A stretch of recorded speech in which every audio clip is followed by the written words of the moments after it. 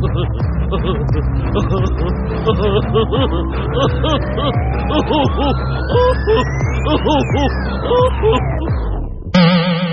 everybody, and we're at the end of January, and we have a really great show, but I know all the fans have been writing in. Greg, is it true that urban... You didn't answer the question. Is it true that urban legend, when you were born, the doctor handed you drumsticks? That's right. After he hit me with them. But anyways, get this, I do my research. We're very spellbound to have our guests on today. I'm very, very thrilled. And I forgot your name because I said the song. No, I know. We're very glad to welcome John Parker. Which one is spell? And hi, John Parker.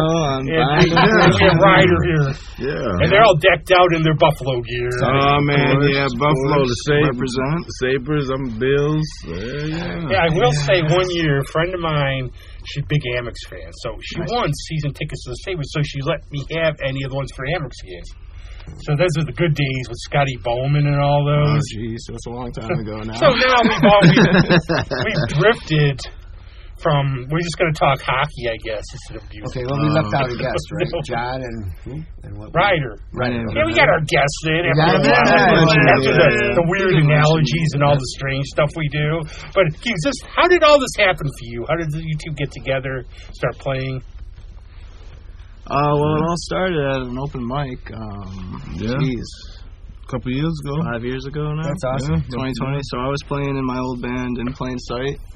And I saw that. We did a couple songs. Thank you. And then John came up, and we were blown away. They did "Move the Booty," I believe was one of the songs. Yeah, classic. Doobie-doo. Yeah, man. And he just came up to us after the show. Was like, "We like you guys." Yeah. Got our numbers, and that was the last show that band played in Plain Sight. Well, open mic, not that we played shows exactly. You guys were fun. That was fun. And then, we a couple years later ended up joining the band as the bass player. See, I enjoy the idea of serendipity because I've met that's just the random occurrence where something really special happens. Yeah. And I found like with friends, a lot of that, what happens is you never know who you have chemistry with. And you might just be out, you meet somebody, it's like you've known them for 10 years. Right. Or you just see you're playing and you're, wait a second, we're like, how are we not playing together? Right. Yeah. It's like Greg and I on this show. That's right. Yeah, because it's like with our crew now, man, it's like cool. You know what I mean? Because it's like we all get along. And it's just cool. It's like, man, we for practice we do practice. Like it's just cool to hang around him. It's almost like, it's just cool, man. That's the thing I've always had. You had. gotta be friends first, too, I think. I've always had a thing about supergroups where a lot of them don't last long because, in theory, it's like, it's just a meme, doesn't mean anything, but there's a meme going around. Well, Keith Richards and Mick Jagger are alive, and Paul McCartney and Ringo Starr are alive. And I got too pedantic. Like, no, because there wouldn't be any chemistry. And you could get, like, the greatest musicians in the world, like, great players, they get together, they don't get along, they don't feel it. You can name some probably, everybody. Well, when you have, there's a lot of ego in the room, so guys maybe don't want to put so much into their, they don't want to step on toes. Well, it was like Humble Pie with Frampton, but they use the name because of the egos. Yeah. But it's like, hey, we're all going to get along, we're all going to take our opinions, and I'm going to introduce you to Richie Blackmore and Jeff Beck here. Good luck. That was a tough band, Humble Pie, though. Yeah, 30 Days in man, that's still a tough jam right there. They were, to me, I think, a little bit on the records, and this is always his personal opinions.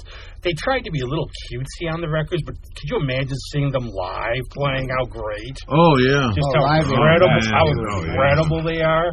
You know, what it got to me is like, okay, we're doing this more not for the song, but, look at us, we can do this, but then live, it's incredible. Yeah. If you get a chance, it. I picked up the reissue of the Fillmore album, and what they did was they put both nights on there. There were 2 nights of shows, and they put both nights on the same disc. So, or 2 different discs. But the point is, if you listen to it, it's cool because there's 4 nights or 4 sets, and they're all the same songs, but the solos are different and things are, you know what I mean? It's cool to listen to it because you're not just hearing them do a rote thing. They were good at jamming and good at improvising and stuff. And that's You'll notice by now, too, we were very much like a free-flow jazz program where we're talking about what our guests do with our guests, but you never know what'll pop up. We might get a baked Alaska recipe today. Well, how do you describe? I'm not familiar with the band, so how do you describe what you're doing or the sound, if you can? What do you think, Joe? I think we're like a type of in your face type band. We like to turn it up, and it's just like at our shows, it's just like we're gonna put it on. Yeah, high energy. That's good. You could say rock and roll would be the simplest form. One thing I do see a little bit of Living Color in there. Like from Spellbound, and I love Living Color. Yeah, awesome. Unbelievable. You know the guitar player's name in that band? Vernon Reid. Yeah. I saw his clip on, I think it was the show. Yeah, I like the good aggressive, funky stuff. Yeah, you know what I mean? That's what we do, man. We love it. That's what I saw, like, watching some of your music. Very bare bones. I don't want to say in your face, it sounds sort of, but, you know. I know. You know what it means? It sounds sort of like... in attitude, not necessarily... You know, you're jumping out and headbutting we're not out to injure people. Stuff like that. But, like, really, like, not, like, sort of, like, just back to basics, raw rock. Like, you go and you just let it loose. I don't know why I use that right there, but it's almost like when we're on stage, it's like I look at Ryan and I say, just turn it up, man. Let's go. Let's drive this car, right? He's going to 11. Yeah. Well, you have to want to play live, and you have to do something. It's fun. It's fun. Yeah. You can't just stand there and stoically play songs. I mean, I don't think anyway. The bands that do that, it's like, they sound good, but I'm not. What am I looking at? I'm not looking at anything. No, you get that. I mean, obviously, as you right. That's a good one. You know, you play. But like, I'll see. Like, I'll go to a show and I won't mention them. But like, one of my friends, really great drummer, besides Greg, of course, who was like a Neil Peart. Why? Thank you. But I saw the show, and they were all really, really good musicians. But you're sitting there going, they're just going through the motions. Right. You know, they would rather, it's like, okay, let's get this over and go get a plate. Right. That's not, I mean, you can have all the plates you want. but you know, another good way to describe us is like, it's just like, you know, back in the day, man, the keg parties. You know, the keg out there, man, the keg parties out in the field, and just everybody just having a good time, the music thumping and pumping, and it's just like, partly when you're having a good time, it helps because people are out to have a good time, but it's like, have you ever seen Barris Winfield? He's like, imagine Little Richard on speed. Okay. But he broke his glasses singing one time. He's great. You gave me a bunch of those discs. But my review of Barris was, I said, I almost passed out from exhaustion watching the guy play. Right. Wow. You know, and then he puts on, look him up. I mean, he's just really, really good. Wait, he broke his glasses? He broke his glasses somehow singing or something. Tom Cohen told me. Jeez. Yeah, I've whacked the microphone a few times with my glasses. Well, I thought he hit a high note and they cracked or something. No, I wasn't there. I believe the story though. Yeah. It's an urban legend, but But how did originally? I always say something calls you into music because you got to be a little crazy. I mean, it does. To have the life to play. What first got you both interested in playing some music?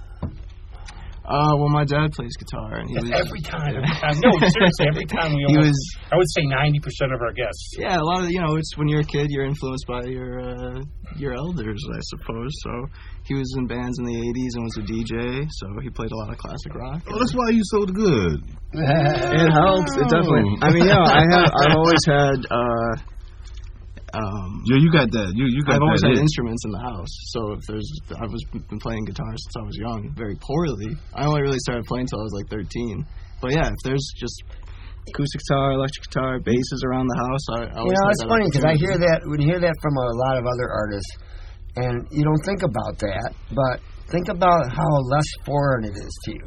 Yeah, exactly. You pick it up. It's not like, what do I do with this thing? You know what to do with it. Right. I've seen it. I mean, then it's just a question of figuring things out. But yeah, it's way different than just going into it from like, well, my dad was a steel worker, Yeah.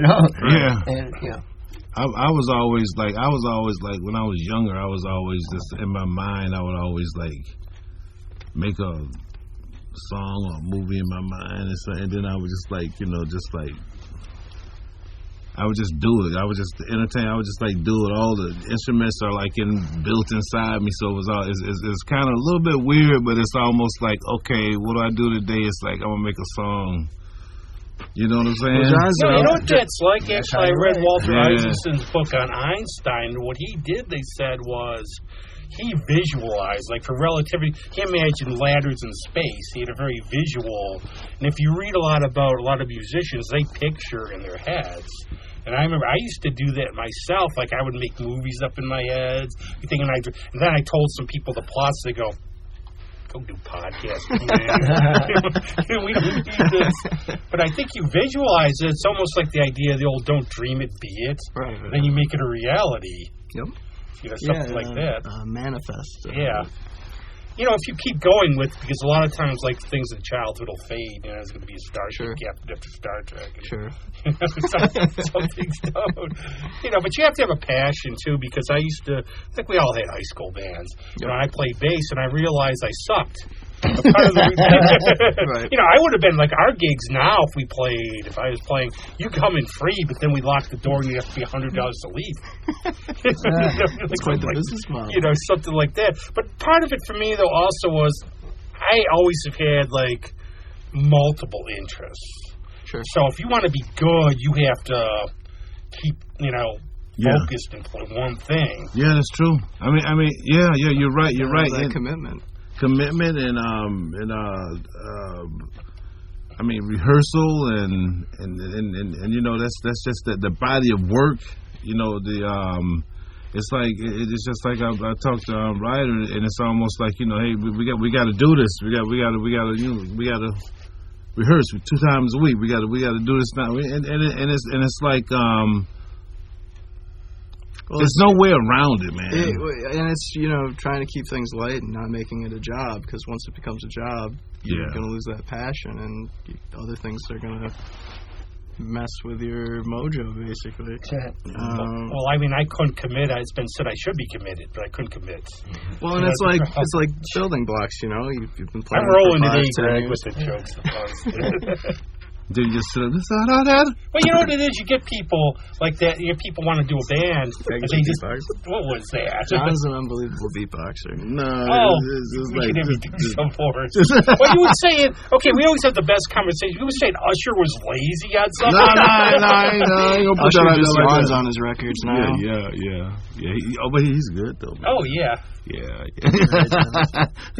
man, you just do that. But it's almost like you just sit around and say, okay, we'll make a song today. Like, wait a minute. Okay. Greg, would you care to rap? Okay. No. You can do the mumble rap. Unless I could put the bop in the bop, shoo-wop, I'm not really. My mother used to say, who they get up all that fuss out in that room? How do you go about like your songwriting process? Because like when I've heard, I think rap is cool myself. I do too. I ain't into it too much. Rap is. Well, I mean, I like the philosophy of it. Yeah. And I like the beats, obviously, but I don't care for some of the messages. Right. That's how I am too. Man. I don't really need you calling women this, that. It's too much for me, man. Calling each other the N-word and all this other nonsense. I mean, I don't see how that really fosters any. I just like when we do shows, I talk to everybody and I say, listen, 4 things you can't do now. That, and that. And if you can't, you got to be able to not do that, because you don't need to do that. And that's why I keep on saying that. Yep. That. I was like, what? I say, you can't say that word, man. Come on.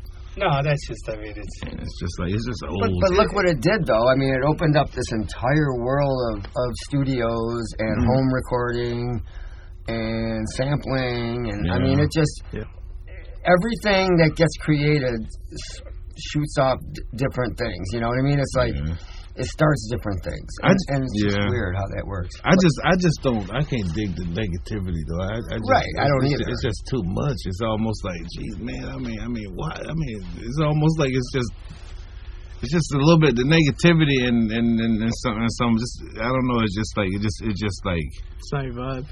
Yeah, man, it's almost like time of year. It's almost you had to ruin it with that word. Well, you know, I mean, I liked the early rap, Yeah. Run DMC and things like that. Yeah. I mean, when they first started out, it was a little less. I didn't mean to interrupt you, but, No, you do your thing, that man. stuff was so much less Yeah, offensive. it was fun. It was funky dance, Friends. jump around, kind of I mean, clever it with the was, rhymes, but it was still music. Well, Yeah. the music was just oftentimes just a repetition of a break. So they would just take the best hook in a song and play it the whole song. Right. And it was great. Friends. You can say whatever you want to say over it.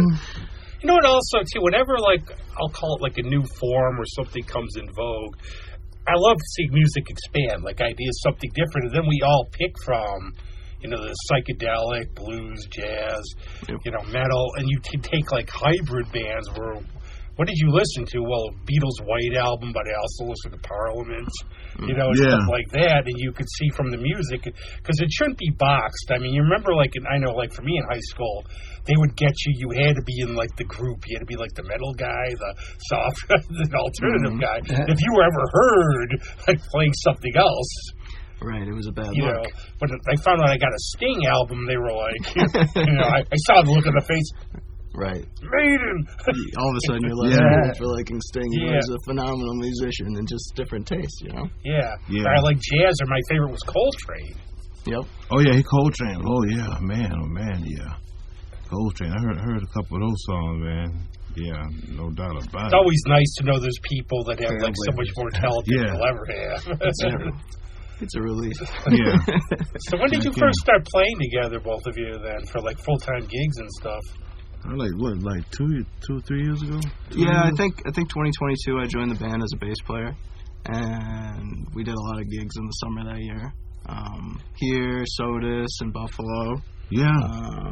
So that's when I started playing. I always ask, and this is actually popping in my head, though. It's just, I've been thinking about why I always walk around the building, and I think of Greg. How is it sometimes, too, when you're away from home, loading equipment in bad winter weather? Well, it's not fun. We had a show in Buffalo one time. Not bad winter weather, but it was actually raining. It was an outside gig. That's what separates the men from the boys.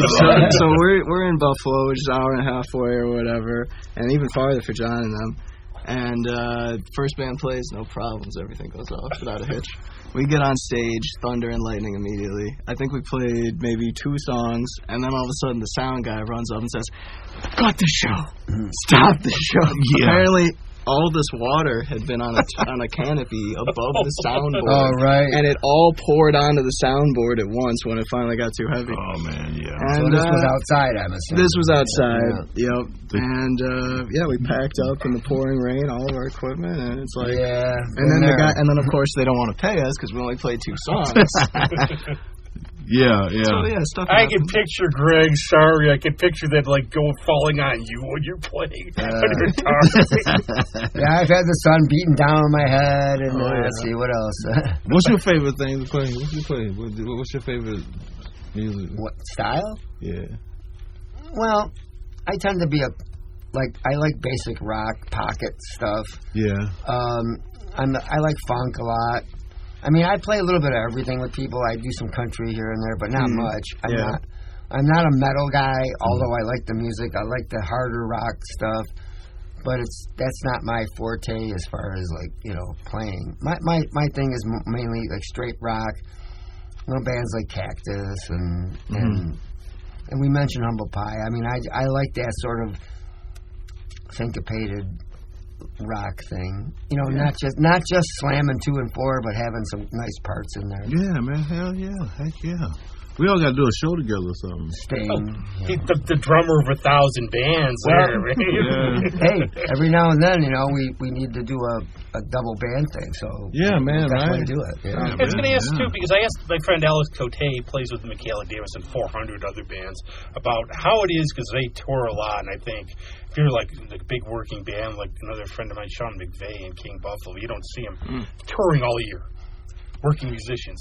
And how do you enjoy, in terms of for both of you, do you enjoy the travel? It depends, I think if everything's going well, and there's always going to be a snafu here or there, but if everyone's getting along, then as long as the show goes on and goes well, I have a good time with it. But yeah, if you go out and you spend a lot of time on the road and you're not getting that that response from maybe the audience or maybe just the relationships with it could be anything, the sound guy, with someone in the band. I think as long as people are communicating and getting along well, that's an interesting because I've seen, like, I know a lot of the people here, and I'll see them, and when you're here, you're sort of among friends. You have people, there's different people who've never seen you before, but there's people who regularly. Sure, yeah. But it's cool seeing a band play somewhere else where they don't know them, the response. You hope it's not throwing cabbages at them. Yeah, that's obviously that's the but worst. it's like seeing when you know somebody's good and you go, and they see this, wow, they're really good. You're like, I knew it. Or they're like, they suck. Well, I don't know them. I just have to travel because we live in the same place. Right. I like it. I like it a lot because it's like we're doing, like, we're actually, like, playing shows where we're like, we play all of our own material, and that's just cool, man. It's almost like, man, it's almost like, hey man, let's play My Girl, and it's just like, you put in your mind, it's like, I gotta find my girl, and it's just like you go, it just gets you, you know what I mean? Yeah. You're in the moment, and it's almost like, you're feeling it, man, and it's like. And then people still look at you like, what? I ain't never heard that song before, but it's like, let's have fun. Yeah, I mean, showing someone something new that obviously we love to do, and then you just hope that they enjoy it That's as well. That's one thing I'm very big about, too, is we try to push, obviously, Greg being with original music for the, you have like cover bands. Well, for you, you would have cover bands because you play in 100, But, you do a mix sometimes. But trying to get people in to see original music and just trying to get them. Man. And I always go, like, I've told the story many times, but it's always worth repeating. Like, a friend of mine will go, well, hey, you want to go down to Barnard? There's like an Eagles cover band or somebody. I go, dude, why don't you go see, like, I'll pick up the Mighty High and Dry. Like, what are they like? Well, they're really good. I can't really describe them. Yeah. They're really good.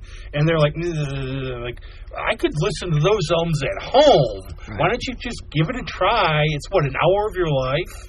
Yeah. It's not expensive. I know, right? And you might see something you like. I think it's coming back, though. I think it's really coming back. At least it feels like it, because it's like the shows that we have, we try to, like, at least do 3 of your, come in with at least 3 original songs, and then the rest of the songs, we do play covers to, of course. Yeah. But you make them your own, though. I always like that. We just would you care to share about one you're laughing about? Which one like a cover song, you guys start laughing? We've covered a lot of songs. So the ones we covered. I Did It Again. Wow, nothing too crazy. That Usher Young song. No. Which one we do? We do a couple Stone songs.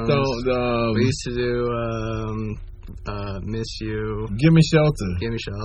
Who does No. That's what makes it our own. Sometimes what I'll do is, if we're going to learn a song, I might listen to it once. And then I don't really try to learn everything.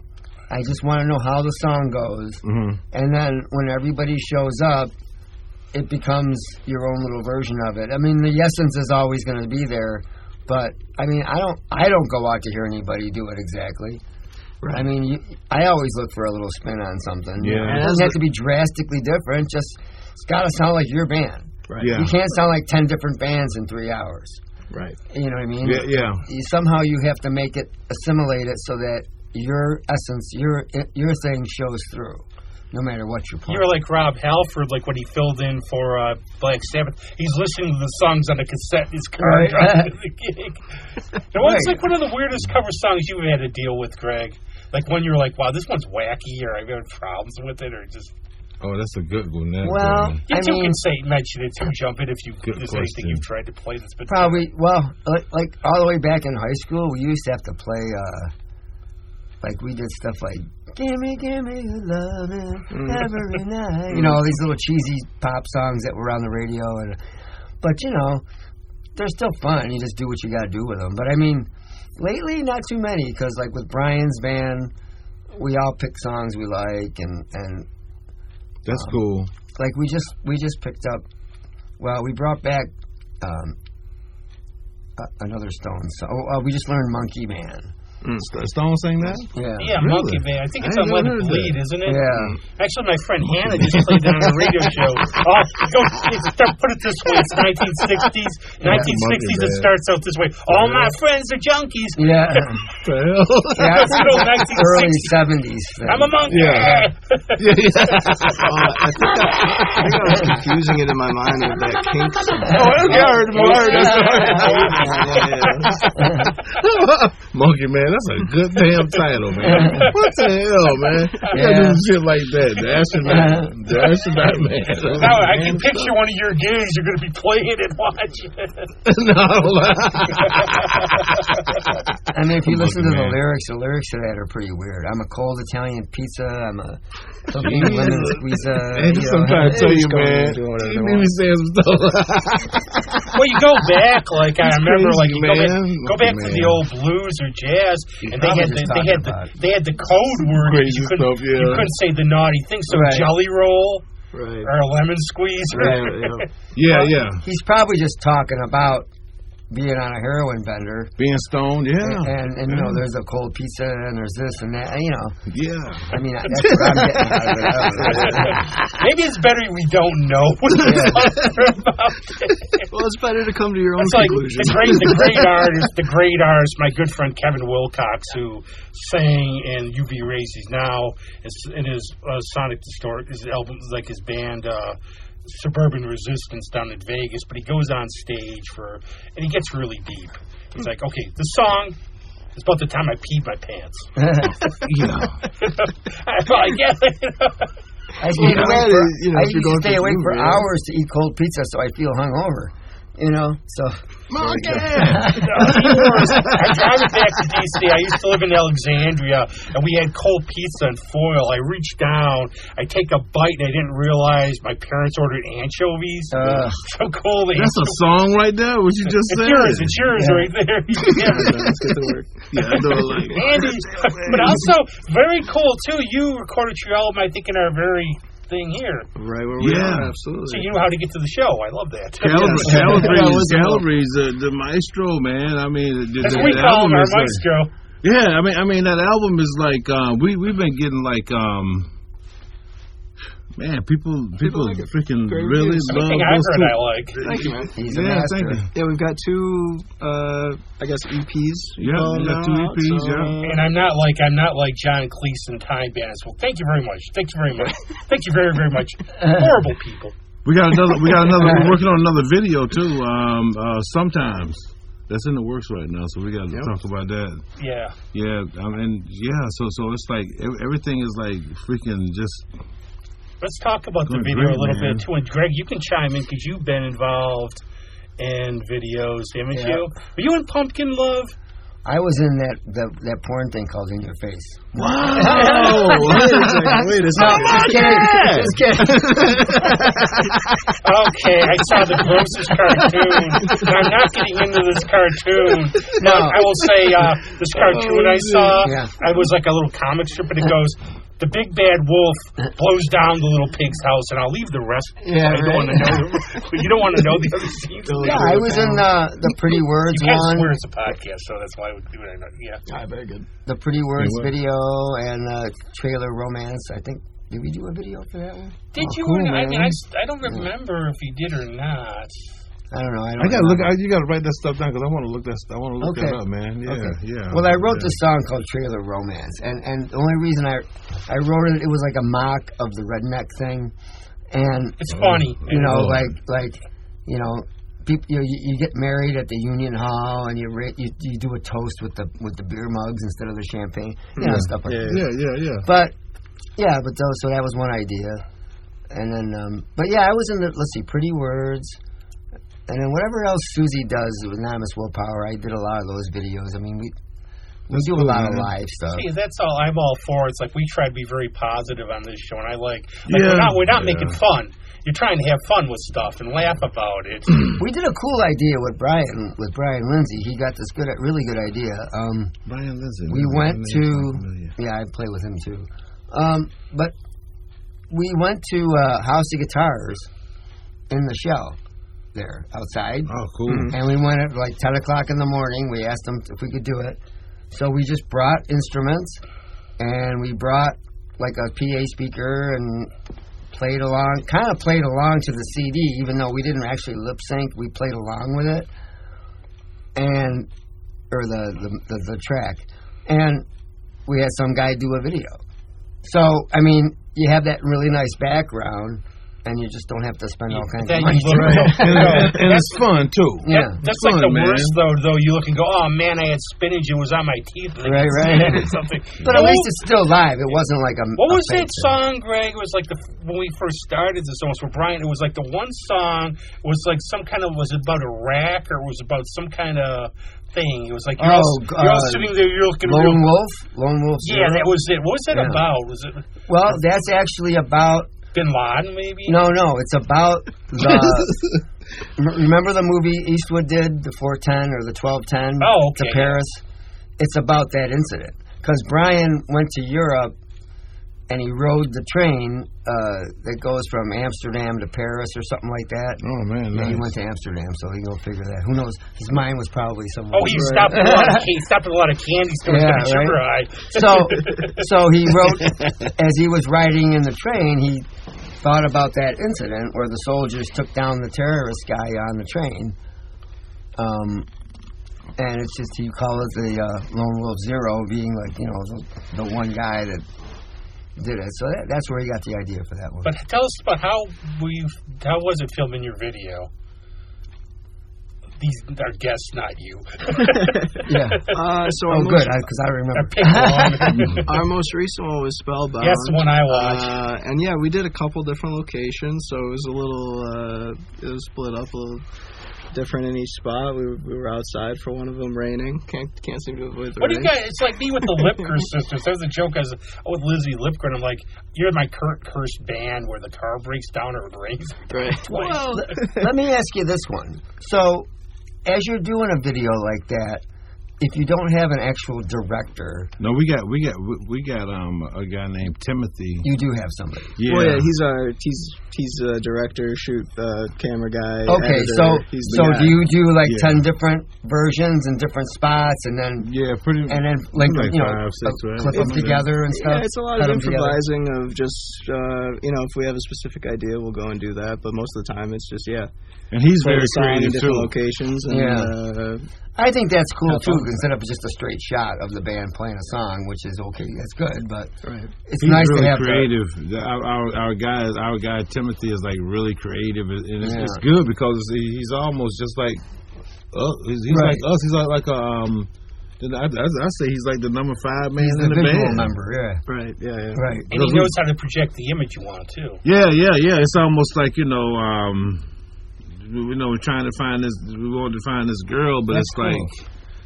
I don't know, some girls, somebody appeared, but it was cool because like we don't even know who the girl is. Greg, like for a carnival video, be like Sid and Marty Krofft character. Somebody appeared to the Angels in Bethlehem too, but I've done a little bit. My friend Beth Bailey was on the show. Remember, like with the Eclipse stuff, and we've done a couple films, and I was like, you have to do the Hitchcockian cameos, of course. Oh, yeah. And the thing when you're playing music, you're like bang, bang, bang, song, interact with the audience. When you're doing like film and stuff, I always call it the Leaning Tower of Lemon Cake because we were filming at a restaurant and like. I say that again, or what? The Leaning Tower of Lemon Cake. No, we're at a restaurant, so we're like a couple, and the main characters, but we're in the background.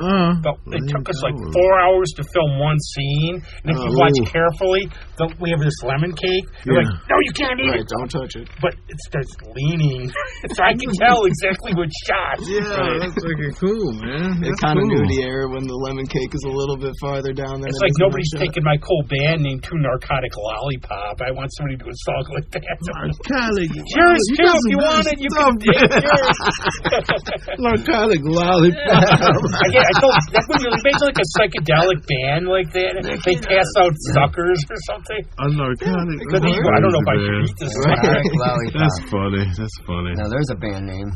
How was it That's the thing, though, too. But how is it, though, when you have to go, like, now you lip sync these things, like, when you go on, like, videos? I really don't know.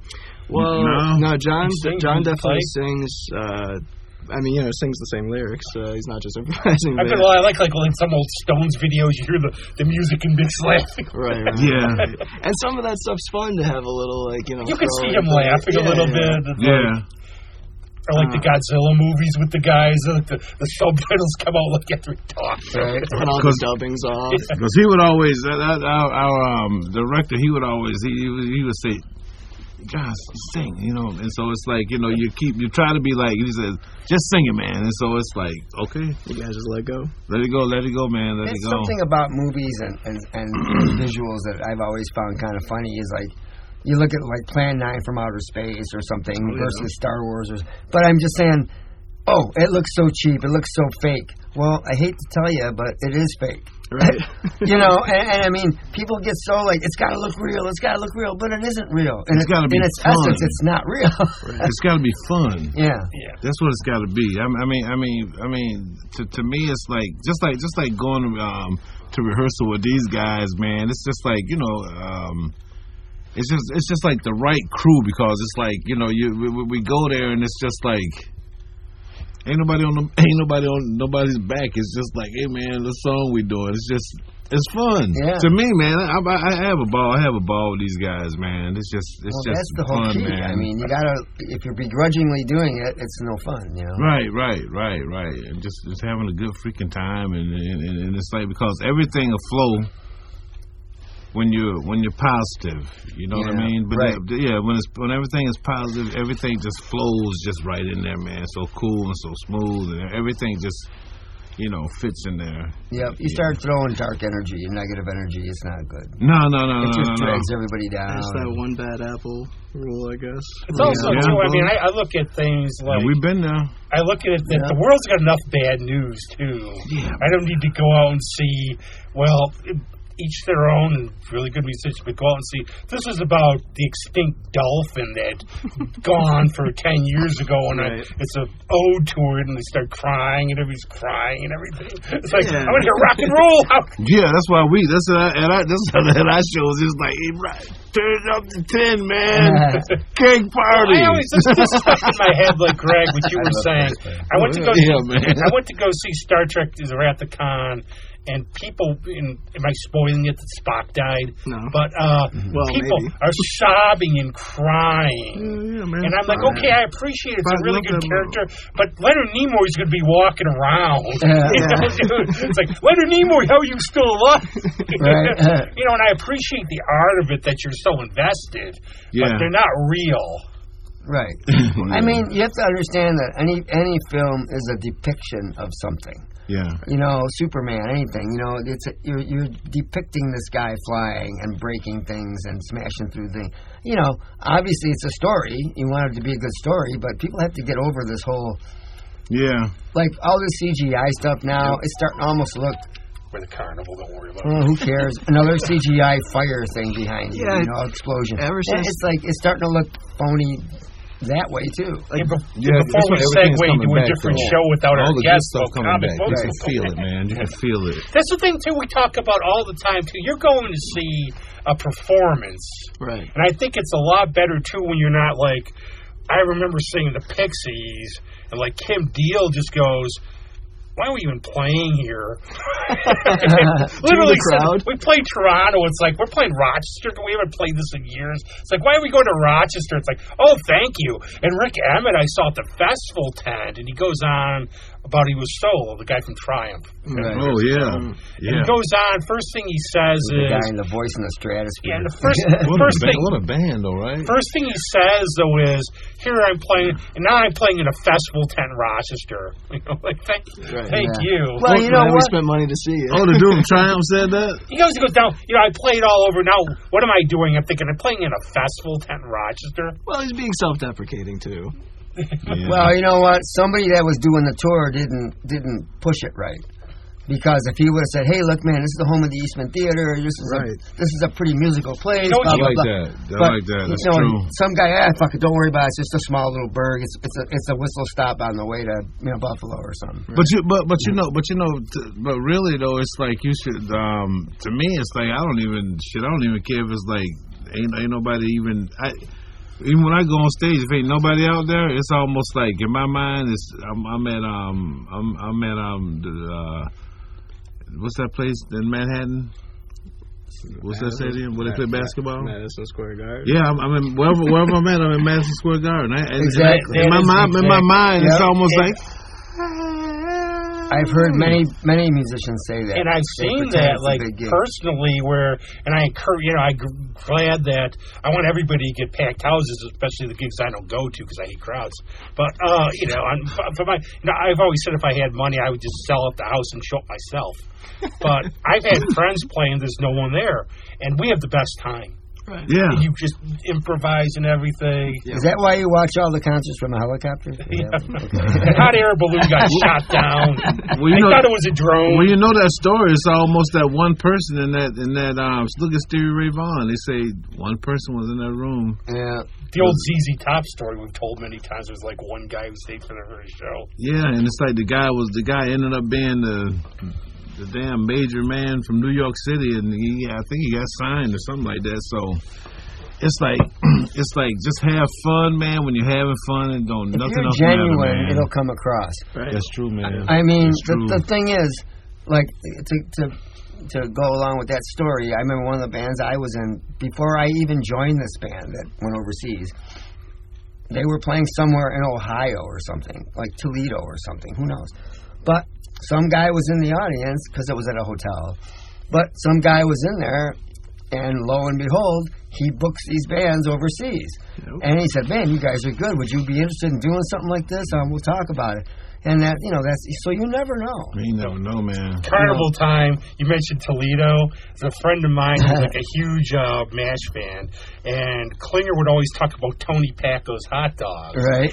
He took a road trip to Toledo to have them. So I asked my friend, "How were they?" Man, they were terrible. But there's a book called Fargo Rock City. I don't know the author, but he was a guy who grew up like in North Dakota, South Dakota, wherever it was, North Dakota. And he said about metal music, and he said what happened was that, we're off the grid. A lot of bands like your Led Zeppelin would play there, your Main Jackson would play there. But one thing Kiss did was they learned, like, people want, music rock in Wisconsin. These bands gained followings because they went off the grid and played these places you wouldn't expect. Mm-hmm. Right. And they were hungry for rock and roll because you'd have to travel all over and everything else. And I think always all you have to do is build a connection. You get one person, they're like, "Did you see this band I saw last night killed it?" You got to see them. Yeah, it's just one person.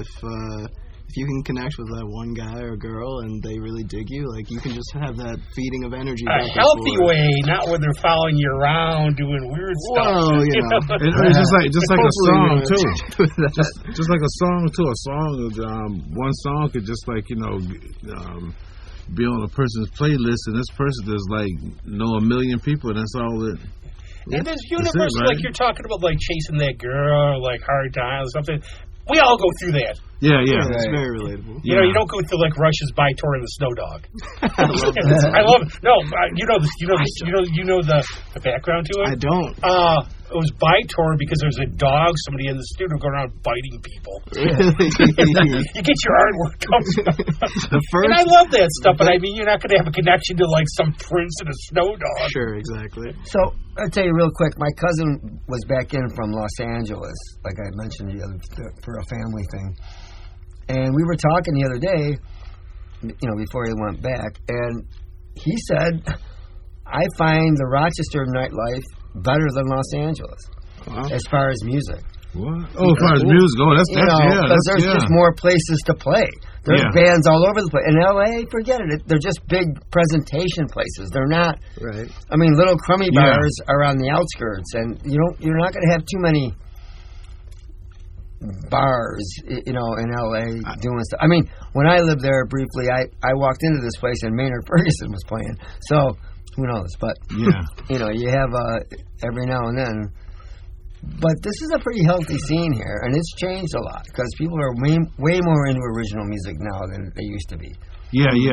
Before it was like, well, play the hits. But now you've got the following, you got to keep at it for a while. But like with the thing with Brian Lindsay, we do 80% of his songs, and people come to hear them. That's cool. And then the covers get thrown in Right. to keep it interesting. Yeah. Brian, what's the name of the band? Brian Lindsay Band. I can go. I mean, I would get it as soon as I walked out of the studio. Okay. I can go just from where I've lived. I used to live in Alexandria, and you got DC and stuff there. It was more just like going out. It wasn't really, the Cap Center. It was called. It was the big bands, like stuff like that, but nothing. Now I had a friend. Come on, at all places, Atlanta. You would think Atlanta'd be like the hub. He's like Rob.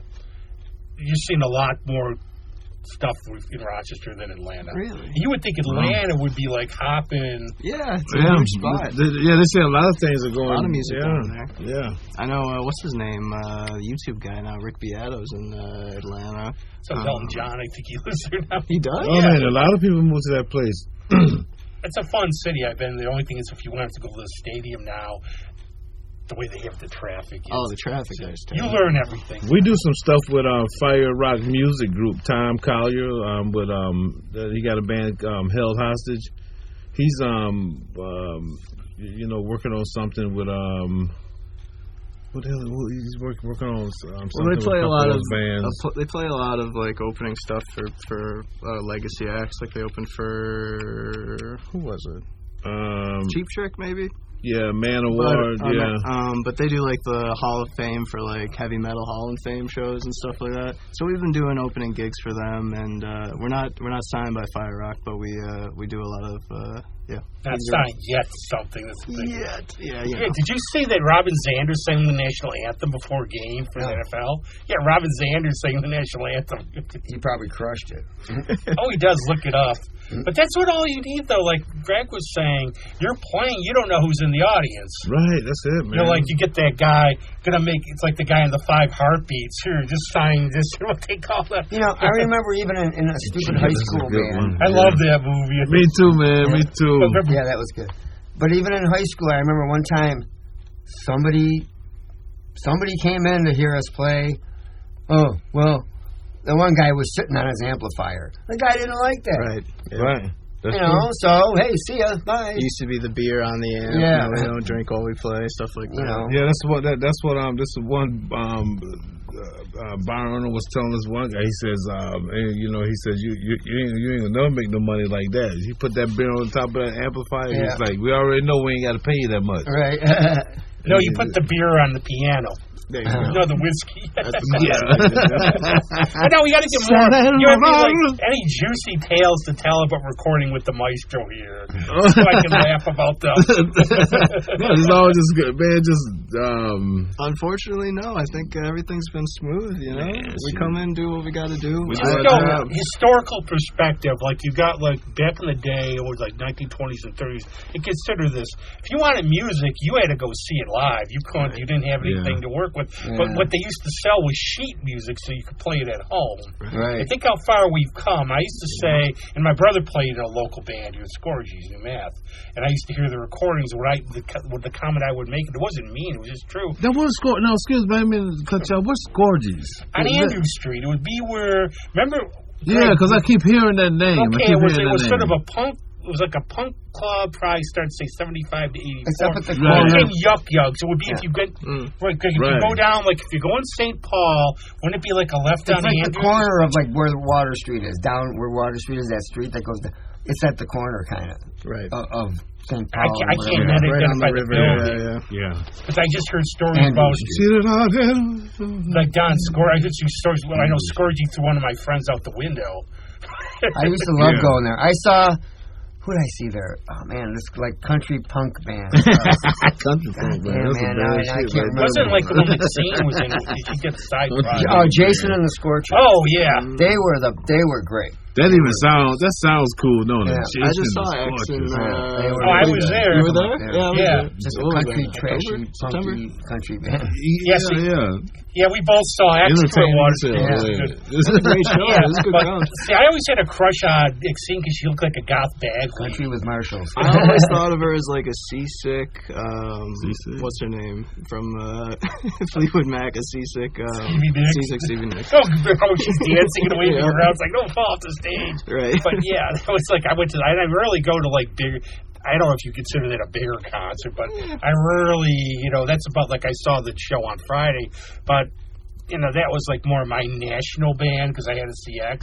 Yeah, same. Parking sucks, but what are you gonna do? Yeah, I think the Lipker sisters are like good. I was just with Lizzie yesterday. Yeah, I think I've been listening to them and it's like they got something working there. You know what I mean? I think there's a combination. I've seen this a lot. They got something like a real show type.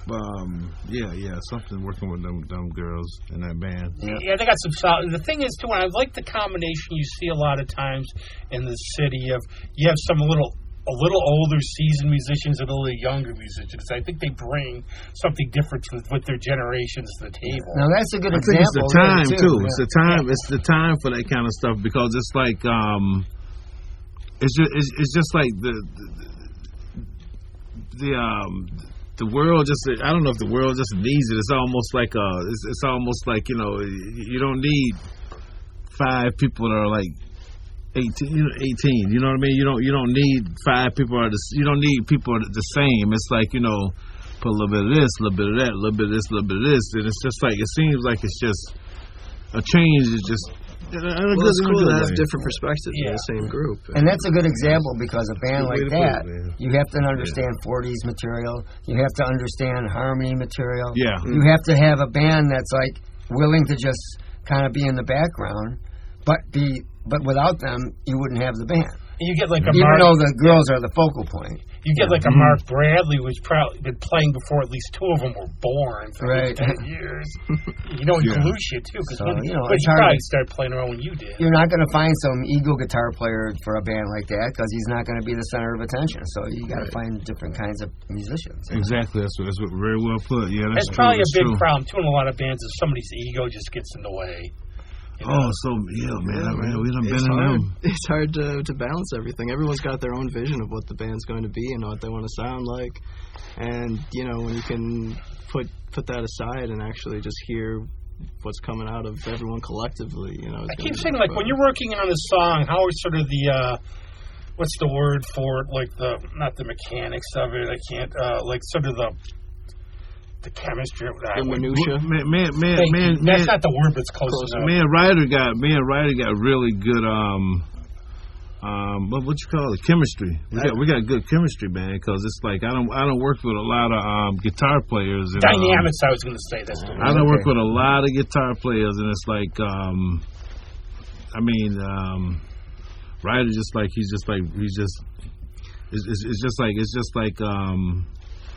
I don't know. It's just cool. It's just cool because it's like I can do something and it's all of a sudden he'll be like okay and it's like shit right on man let's do it. Right. Yeah, but I think also the point would be like say somebody brings something to the table and like somebody else says hey it could be okay. It's like I think of that idea I had about us dressing in duck suits, Greg. I'm glad you said we weren't going to do it. It seemed good at the time, but you're right. It's like when Primus was wearing the penguin suits on Letterman or something.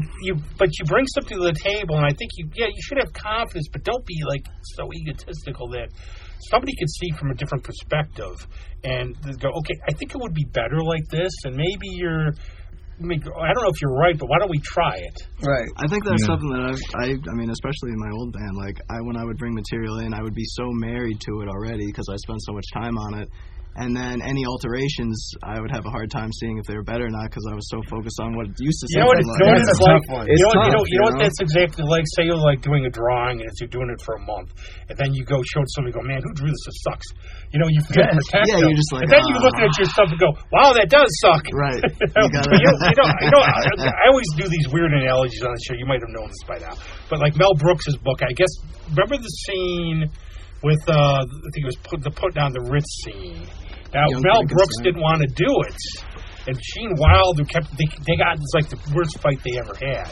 And Gene Wilder goes, let's shoot it. And then you see what you think of it. Right. And he loved it. So if you put that aside. And it was something about Mel wanted to see how much Gene actually cared about it. And if he pushed for it, then you knew it would be the right thing to do. Yeah. I mean, you have to balance all that out. You have to balance, okay, I thought of this. I'll present it, and then people go, I don't know, how about this?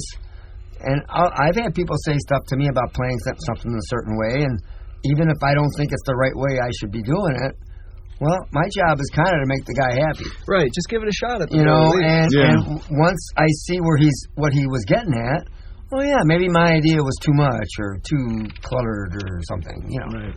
So, I mean, you have to be able to dumb your own ego down a little bit. Right. I mean, the goal is to get the song right and the band sound right. I know it's hard sometimes to always do that. You want to shine and you want to show off, but you gotta. I prefer to blend in sometimes. I don't know. Yeah, because I think when you do it like that, it's also like a different sound. Yeah. And then the same, the way the different sound and what it's like a different.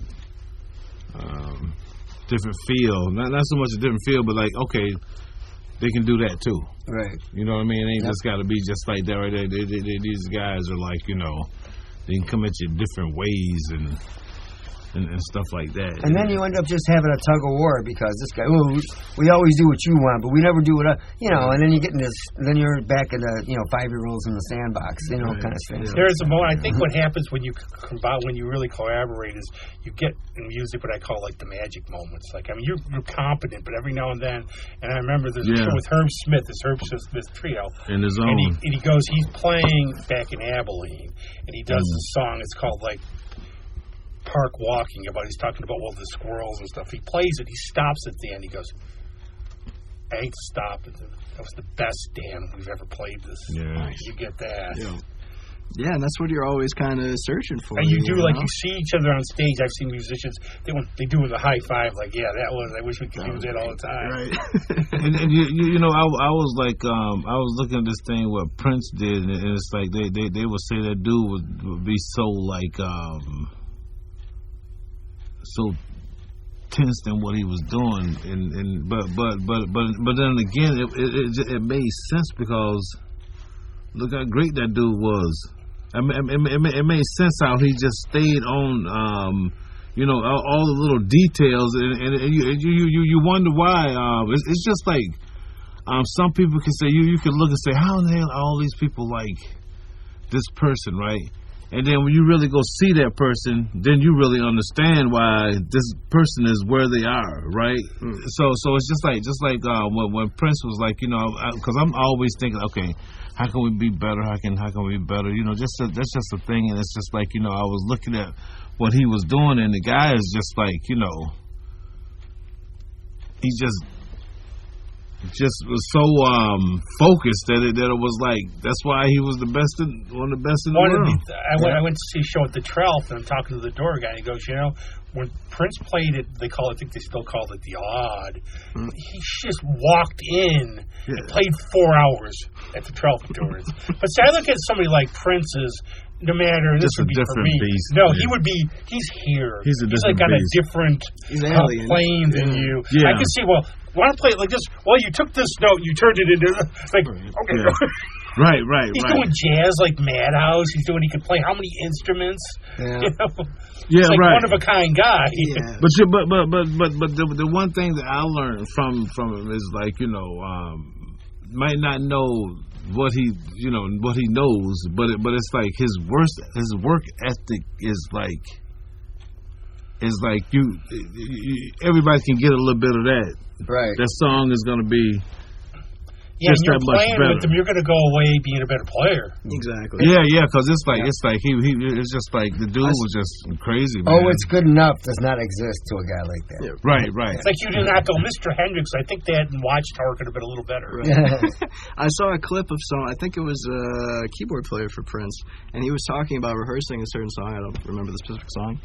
And he was just playing, the lazy beat or whatever and singing the harmony, and Prince was like, just kept being on him about playing the harmony and then also hitting the lead and all these things, and he's just like, man, Prince is giving me a hard time. Next day, do the same song first, over and over and over again, and he's like, I could do it, but I wasn't doing it the way I could have been doing it. So he literally propelled me into being a better artist with one specific I think song. you have to know how to do it, because Howlin' Wolf might be my favorite bluesman. He would find you. He would hear the notes. He would find his musicians if they played wrong. Right. And you could I think you have to. And I've heard stories. One of my friends was recording next to James Brown was like that too. Van Morrison. He's like yelling at people, throwing musicians out of the studio. Now that becomes with a point where it's just not fun, though. You have to balance it. Well, yeah, you could be stern, like Ray Davies. I guess could be hard to work with. I'm sure a lot of them are. I mean, they're perfectionists. Right. But you have to make it a little bit where it's not like, why am I doing this? Right, you're making me miserable, not better. I think with us though, it's almost like it feels like to me it's like with this band is like we just know that's the goal. The goal is just to be the best. You know what I mean? That's where I think you're going to look back. Okay, you played 2 years. Look back in 5 years, maybe more, and you go, look how we progressed. Look how, I think it's going to be organic too. Yeah. Because I will say, I think you got a really good future from what I've heard. Thanks. And I don't come out as much because I'm weird and I don't like parking and driving. But I will see you. I will come some gigs. And Greg will too if he's ever not playing. I will definitely. Right, you might be on a, you know what? Get him on a bill with you and make it easier. Yeah, exactly. There you go. We got to do. Yeah, we'll do that. Let's do that. Do that. No, but this has been very fun. Except I've been trying to be. I respect all opinions. You got this Bill stuff. What do you got? Okay, any predictions? I mean, this will be out. This might be out today even, but any predictions? I'm going to say first of all that my team right now, it's just because I really just Jay and Daniels is just so impressed. He's like a unicorn. Yep. The Commanders, and I think he's just one of those. Where the heck he come from, man? It's like they pick. It's like that one quarterback, and you always go, "How did they see this?" That freaking guy, man, threw that ball sidearm like 60 yards down. Like he's like dart. this way. He's like, you ever see like the basketball game where it's like 60 feet way back, flip it over. I mean, he threw the ball. I mean, he just took and just. I was like, I haven't watched him. I didn't even know nothing about him, and I seen that one play. My brother said, he's told me, says like, man, you gotta watch this dude. I said, oh, whatever. I saw that play. Maybe I get home, like I'll go for a walk after the show, and I caught like part of the Eagles Commanders during the season, and he led them back. That's all I saw, and I saw the one Hail Mary against Chicago, but I saw how like he just destroyed Detroit. So, but I mean. Philadelphia's got like Barkley and a tough D, so it's going to be tough. How the heck did New York get rid of Barkley, man? Who would you rather play for? A crappy organization or like best offensive line? But all they had to do is pay the man. How they let him go? But does the money for Barkley? If you're one of the best running backs in the league, don't you want to go on a team that's already a contender? I don't think he really I don't think he wanted to leave though, did he? He didn't want to be in New York. He did not want to. I know Henry wanted to play for the Cowboys, but they wouldn't pay him. Yeah. But my problem with the Chiefs-Bills game is I think that they want the story of the three-peat, then Taylor can dump Kelsey and everything. Sure. And I think that you're gonna have to watch out. You're gonna have to watch out that the refs aren't tripping the Bills receivers and stuff. I mean, it's almost like I see they have to like blow them out so it doesn't happen. I think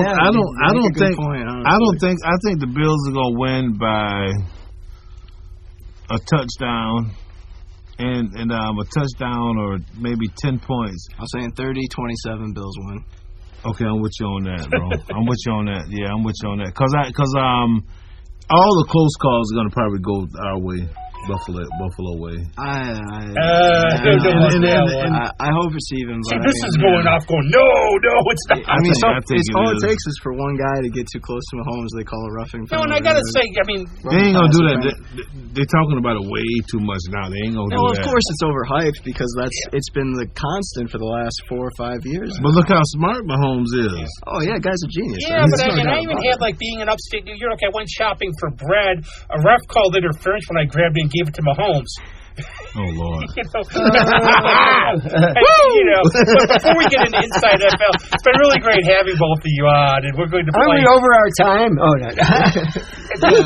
If it's our time, you're going to share the pizza, Mr. Hand. But we're going to play something. I know that Andy's going to keep something up, and then you can either leave it a surprise or say what you want to hear. Yeah. You are the band. Yeah, you guys pick. What do you want to hear? Freebird. Off our album, you mean? Well, yeah, by something by you. We usually don't do not Monkey Man from the Stone. Yeah, jeez. I don't know. Hang Glider. Yeah, let's do Hang Glider, man. That's one of my favorites. Okay, and I will say somehow, by some reason, we can, even though we'll surprise you, but I'm sure we can. But thanks a lot of you. Oh, that's the other thing before we leave. We always forget the important stuff. Where's everybody playing in the next couple months? We're gonna be in the tropics. The tropics. Oh, that's cool. This time of year, awesome. Yeah, Yep. We're gonna be in the tropics, and we're also gonna be at 75 Stusson Street. We got 2 shows coming in Syracuse. We got a couple shows with the Hell Hostage coming. We got a couple shows coming in where the hell is that one place? I didn't write it down, but you're like me. Yeah. We got shows coming up. So we're finalizing. Yeah, where is Tropics though? Is that the one in Buffalo on Transit? No, it's Tropics is right next to the old Penny Arcade. Arcade. That's why I saw. Okay, we always go around in circles. Next to the arcade. No, I saw Liquor Sisters there. Yeah. There's just when I worked down Transit Road, there's like a place that has that motif. It's been a lot of places. There was Nola. We're finalizing a lot of stuff now too. In January, we should have everything finalized. All the shows on the page coming up in a couple weeks. Finalizing all this. And you have a website, just Facebook. Just follow Facebook's Facebook the best thing. Yeah. We got Facebook and also. Yeah, we got Facebook. Well, I don't know if we should announce it, but we're also going to be recording a new record this year. Right? Yeah, new record. Oh, don't worry. These days, bands saying they don't come out for 10 years. Nobody cares. Well, don't make it your Chinese democracy. It'll be out. It's great. I saw you're playing with Lindsay at B-side Friday. Yep. Nice. That's the venue we met each other. Yeah. Fairport, B-side and Fairport. Yeah. I'm gonna look that band up. It's a good band. I mean, we got some stuff out there. Unless you're like me, John. By the time I walked out of the studio, I'd go, well, it's the Jim Smith band. Because I forget. My short-term memory's gone to pot. I mean, I've been with him on and off since like 2008-ish. So, oh, wow. A lot of my bands I've been in forever. I mean, Anonymous Willpower. I've known Susie 15, 16 years. I just find a bunch of people, and then like the band breaks up. Okay, let's start something else. Right. Then they get some other guy, and then you're still part of it. Yeah. Okay, can you do this? Yeah. Can you make me get show and you know all the material? That's like cool, Billy man. Brebner of pub rock when he's like playing like a rock pile and everything. It's like in every band. It's like that guy in college who gets in every yearbook picture high. Yeah, but anyways, I know we never know when to end. So thank both of you for being on. It was fun. Yeah, thank you, man. Hey, man, nice to meet you guys too, man. Because I see it all the time, man. Through the still feed. were on. I'm now you're part of the Hall of Shame. Yeah. I tell you, it's cool, man. It's like just keep talking about music and doing music and just everybody getting together, and that's the power. Comic book dork episodes with Greg and I just talking by ourselves. And he probably cut it off. I know. Let's go. Got a feeling by the seeing this way. Got a feeling about it's going straight away. You got a feeling about you're gonna do it anyway. You got a feeling about it. Come on, inside. There's something, but if I just ain't there was nothing. When it's time that you wanna feel it, when it's time you really wanna feel it, when it's time you wanna say it, when it's time you wanna know it, when it's time you really know it. Come on, baby, do it. I need you right away. I need your love today.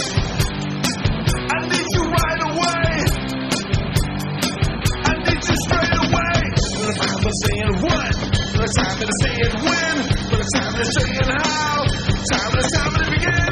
It's time I wanna feel it. It's time I wanna see it. It's time I wanna see it, see it, see it. No way. I need you right away. I need your love today. I need you straight away. I need you straight away. Time to saying something. Time to realize nothing. Time I really want to see it. It's time you really reveal it. It's time I wanna hold you. It's time I rip your eye. One time I wanna kiss you, hold you all night. I need you right away. I need your love today. I need you in any way. I wanna hold you. Wait, let's say what?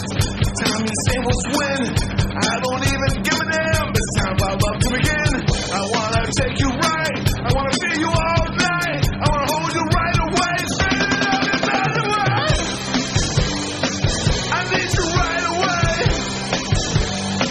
I need your love today. I hold you anyway. I wanna spin you right, spin you right. What? When? How? Love to begin? What? What are you saying to me? What you saying to me? I really need you right away. I need you right away. I need your love today. I need you anyway. I need you today. What you say? When? Time now? Begin? Shove your head away until you're tired.